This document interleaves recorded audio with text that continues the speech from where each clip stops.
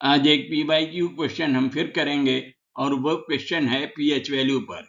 pH of a solution containing equal volumes of HCl and NaOH hydrochloric acid और sodium hydroxide के बराबर मात्रा में लिया गया है और उसका pH वैल्यू निकालना है।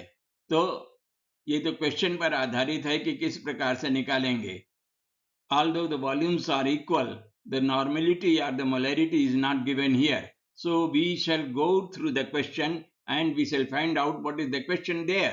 The question is like this, that find the pH of a solution containing equal volumes of, equal volume तो है, but 0.1 m NaOH and 0.01 m HCl.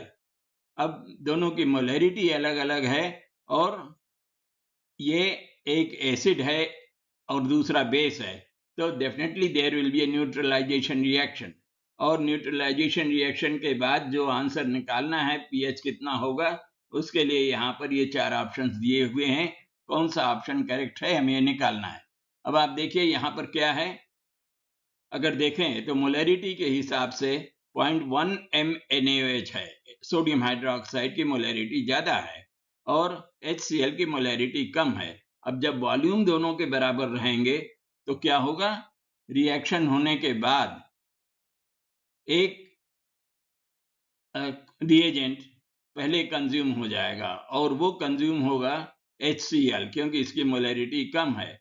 So this will act as a limiting reagent और उसके बाद बचा हुआ जो solution होगा उसमें हाइड्रोक्सिल आयन कंसेंट्रेशन अधिक रहेगा। अब हाइड्रोक्सिल आयन कंसेंट्रेशन और वॉल्यूम भी ज्यादा हो जाएगा, तो रिजल्टिंग सोल्यूशन का हम क्या निकालेंगे, रिजल्टिंग सोल्यूशन का हम निकालेंगे मोलैरिटी, क्योंकि मान लीजिए 1 लीटर मिलाया है तो टोटल वॉल्यूम 2 लीटर्स हो गया, तो molarity will be 0.09 upon 2 liters.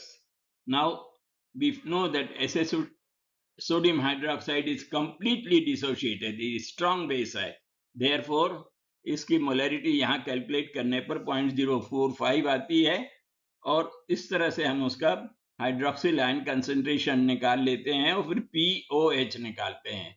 POH will be equal to 1.35 as calculated और उससे हमें मालूम है pH plus POH is equal to 14, उससे हम pH निकाल लेंगे, that is 12.65.